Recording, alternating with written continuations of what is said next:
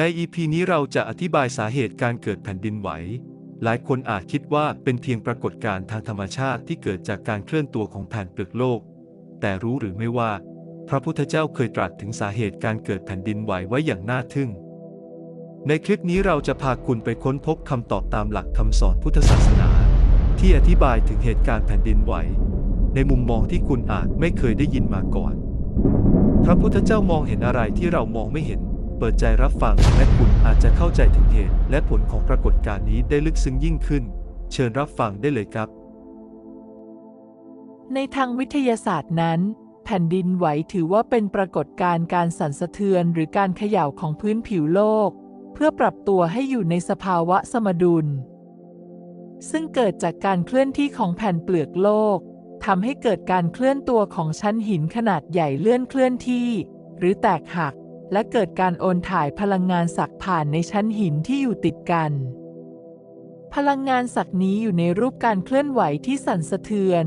จุดศูนย์กลางการเกิดแผ่นดินไหวมักเกิดตามรอยเลื่อนอยู่ในระดับความลึกต่างๆของผิวโลกเท่าที่เคยวัดได้ลึกสุดอยู่ในชั้นแมนเทิล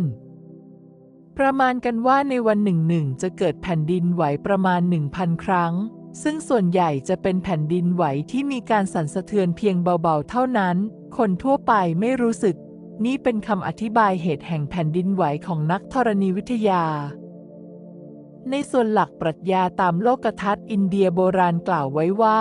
แผ่นดินไหวเป็นทั้งปรากฏการณ์ธรรมชาติและเหนือธรรมชาติโดยเรื่องที่เกี่ยวกับเหนือธรรมชาตินั้นย่อมเกี่ยวข้องกับการเกิดขึ้นของสุภมหามงคลแต่โดยปกติแผ่นดินก็ย่อมต้องหนักแน่นอยู่กับที่ไม่หวั่นไหวจะมีก็เพียงอภิฤทธานุภาพของเทวดาและผู้มีมหาบารมีเท่านั้นที่ทำให้แผ่นดินหวั่นไหวได้ดังนั้นการเกิดแผ่นดินไหวแบบเหนือธรรมชาตินี้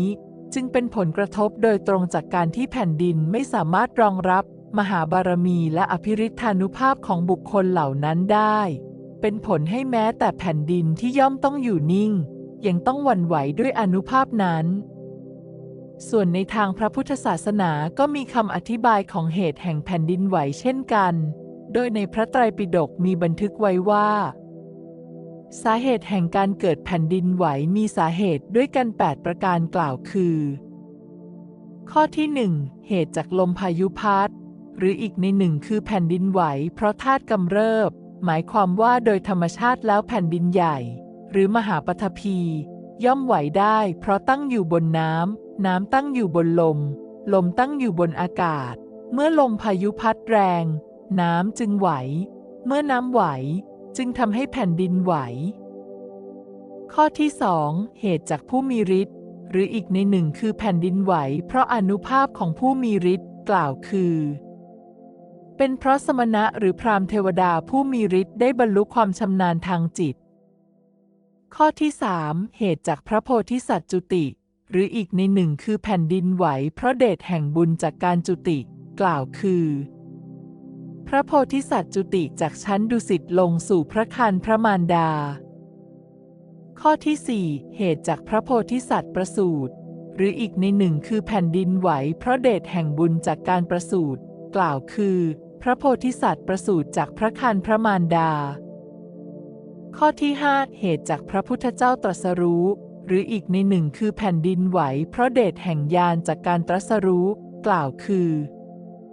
ในขณะเมื่อพระพุทธเจ้าตรัสรู้อภิสัมโพธิญาณนั้นแผ่นดินถูกเดชของพระญาณชักนำจึงสั่นไหวข้อที่6เหตุจากพระพุทธเจ้าแสดงปฐมเทศนาหรืออีกในหนึ่งคือแผ่นดินไหวเพราะอำนาจแห่งการให้สาธุการแก่การประกาศธรรมแก่โลกกล่าวคือในขณะเมื่อพระพุทธเจ้าทรงแสดงปฐมเทศนาแผ่นดินยังนิ่งอยู่เพราะยังไม่มีการเปล่งเสียงสาธุต่อเมื่อการเทศนาจบลงเมื่อเปล่งเสียงสาธุแผ่นดินก็สั่นไหวข้อที่7เหตุจากพระพุทธเจ้าสิ้นพระชนหรืออีกในหนึ่งคือแผ่นดินไหวเพราะความเห็นใจแก่โลกกล่าวคือในขณะเมื่อพระพุทธเจ้าปลงอายุสังขารความเห็นใจของแผ่นดินต่อสัตว์โลกนั้นยังคงตั้งนิ่งอยู่ต่อเมื่อแผ่นดินอดทนต่อการปรุงแต่งของจิตของตนไม่ได้จึงแสดงความเห็นใจออกมาแผ่นดินก็เลยสั่นไหว ข้อที่ 8 เหตุจากพระพุทธเจ้าดับขันปรินิพพาน หรืออีกในหนึ่งคือ แผ่นดินไหวเพราะการร้องให้คร่ำครวญของโลก กล่าวคือ ในขณะเมื่อพระพุทธเจ้าปรินิพพานนั้น การร้องให้คร่ำครวญของสัตว์โลก ไปทั่ว ได้เร่งเร้าอารมณ์ของแผ่นดินให้รู้สึกอาดูลเศร้าโศก แผ่นดินจึงสั่นไหว จากสาเหตุทั้งหมดที่กล่าวมานั้น เหตุแผ่นดินไหวที่เกี่ยวข้องกับพระพุทธเจ้า จะไม่ทำให้เกิดความสูญเสียและความเสียหาย แก่ชีวิตและทรัพย์สิน แผ่นดินไหวเป็นเหมือนเพียงสัญญาณบอกเหตุให้ทราบเท่านั้น เช่นในสมัยที่พระพุทธเจ้าปลงอายุสังขาร ก็เกิดแผ่นดินไหว พอพระอานนท์ได้ทราบถึงเหตุแผ่นดินไหว ว่าเกิดจากพระพุทธเจ้าจะปลงอายุสังขาร จึงไปกราบอาราธนาทูลขอให้พระพุทธเจ้าเจริญอิทธิบาท 4 อยู่โปรดสัตว์ต่ออีกหนึ่งกับ ในสมัยพุทธกาลนั้นมีเหตุที่ทำให้เกิดภัยพิบัติและเกิดการตายหมู่ ซึ่งเกิดขึ้นจากภัยพิบัติเหล่านั้น ยกตัวอย่างเช่น น้ำท่วมดินถล่มแผ่นดินไหวภูเขาไฟระเบิด ล้วนมีเหตุมาจากมีวิบากกรรมร่วมกัน ดังตัวอย่างในสมัยพุทธกาลเรื่องของ พระเจ้าวิทูลทพะ พระเจ้าวิทูลทพะโกรธอาฆาตตระกูลสักยะที่ดูถูกตนเองว่าเป็นลูกนางทาสี จึงยกทัพไปฆ่าล้างตระกูลสักยะ โดยสาเหตุคือตระกูลสักยะตายหมู่ เพราะวิบากกรรมในอดีตชาติเคยทำกรรมโปยาพิษลงในน้ำ แม้แต่กองทัพของพระเจ้าวิทูลทพะก็เช่นกัน เมื่อยกทัพมาฆ่าล้างตระกูลสักยะเสร็จแล้วตอนยกทัพกลับเมือง ได้หยุดพักตั้งค่ายอยู่ริมแม่น้ำ วิบากกรรมที่ฆ่าล้างตระกูลสักยะไว้ในปัจจุบัน ส่งผลทำให้พระเจ้าวิทูลทพะและกองทัพ ถูกน้ำป่าไหลหลากท่วมพัดกองทัพ ลงสู่แม่น้ำและตายหมู่ในคืนนั้นนั่นเอง ในฐานะที่เราเป็นชาวพุทธ รู้จักกฎแห่งกรรมก็อย่าไปร่วมรับรู้รับทราบอนุโมทนาบาป เช่นตายซะก็ดี หรือสนับสนุนการทำสงครามฆ่าล้างเผ่าพันธุ์กับใครๆเลย ตามหลักกฎแห่งกรรมหากเราไม่ทำสิ่งนั้นก็จะไม่เกิดแก่เรา หากเรากระทำไม่ช้าไม่นานสิ่งนั้นก็จะเกิดกับเราอย่างแน่นอน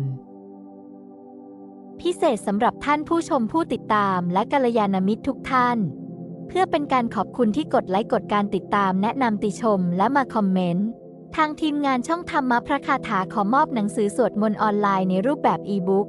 มีจำนวนจำกัดสำหรับ 100 คนแรกเท่านั้น มาเปิดประสบการณ์ใหม่ของการสวดมนต์โดยไม่ต้องใช้หนังสือจริงกันได้ รายละเอียดเพิ่มเติมสามารถดูได้ในคำอธิบายใต้คลิปหรือในช่องคอมเมนต์ได้เลยค่ะ